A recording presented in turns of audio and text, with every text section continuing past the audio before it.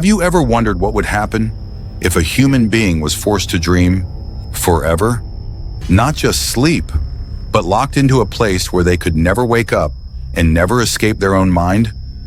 Back in the late 1950s, hidden deep beneath an abandoned military hospital, there was an experiment so disturbing that every file connected to it was destroyed. But fragments of the story survived, whispered by the very few who dared to look into it. They called it the Dreamless Experiment. The test began with 6 volunteers. Though volunteer isn't the right word, they were prisoners, men and women who were told, if you participate, you will never serve your sentence again. Just 30 days and you walk free. They were led into a sealed underground chamber. No windows, no clocks, just walls of steel and one heavy door that would not open again until the test was over. But instead of gas, the scientists had something new. A neural machine, crude by today's standards, wires drilled into the skull, tubes running into their veins. The device was designed to do one thing: stop the brain from entering REM sleep. In other words, the subjects could rest their bodies, but they would never dream.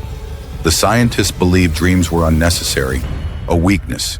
If they could strip the human mind of them, perhaps they could create soldiers who never suffered nightmares, never questioned orders, never hesitated.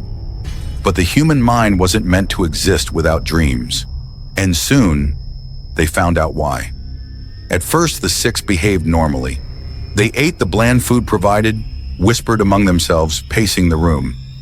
For the first few days, nothing unusual happened. But by the end of the first week, the signs began to show.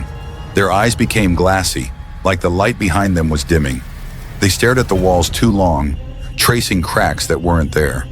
They began to lose track of time, asking each other, how long has it been? Did we sleep? Did we wake? By day 8, something stranger began. They started speaking in half sentences, trailing off into silence as though they were listening to something only they could hear. Then they would laugh quietly or twitch, or start scratching at their own arms. One woman sat in the corner for almost 12 hours straight, chewing her fingernails until they bled.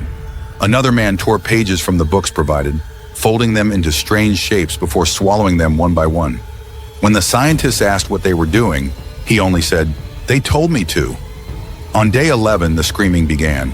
One of the men woke from a shallow sleep, his eyes wide but his body trembling as though still trapped in some unseen nightmare. He clawed at his throat, shrieking, "I saw them! They're waiting where the dreams should be. You don't understand. We're not alone when we close our eyes. They've been watching all this time from the other side." The other subjects tried to calm him, but then one by one they started screaming too. The chamber filled with sounds so raw and animalistic that even the scientists on the other side of the thick glass flinched. And then, just as suddenly, silence. From that day forward, none of the 6 spoke to the scientists again. They whispered only to each other, in a language that didn't exist. Scribbles covered the walls in charcoal, spirals and symbols no one could translate. And worse, they stopped eating. The food trays slid into the chamber were ignored. Instead, the subjects sat in circles, eyes wide, swaying back and forth like they were listening to an invisible sermon. On day 17, the first death occurred. The woman in the corner, the one who had chewed her fingers to the bone, was found lying in a pool of dark liquid, her body stiff. But her face was twisted into a smile so wide and unnatural that even the scientists couldn't look at it for long. But the remaining 5 didn't grieve. They simply stared at her body and kept whispering. By day 22, the chamber smelled of rot and copper. 2 more subjects were gone. The others had begun mutilating themselves, not in ways meant to kill, but in ways that defied reason. One man carved deep cuts into his skin in perfect geometric shapes. Another pressed his face against the wall until his nose broke over and over again. Yet somehow, they did not die. They grew thinner, weaker, but their eyes were always wide open, staring, unblinking. The scientists debated ending the experiment, but the head researcher insisted, "We must see this through, for the sake of progress." On day 30, the door was finally opened. The stench that rolled out was unbearable. The chamber floor was slick with blood. markings smeared in every direction, and only one subject remained alive. He stood in the center of the room, his body covered in wounds, his skin pale as bone. His lips were cracked and bleeding, yet twisted upward in that same terrible smile. When the guards rushed in to pull him out, he did not resist. He simply swayed on his feet, eyes fixed wide as though staring into something the others could not see. The scientist stepped forward, his voice trembling as he said, "It's over. You're free?" The man slowly turned his head, his neck creaking as though unused for years. His mouth open, dry and hoarse, and he whispered, "Free?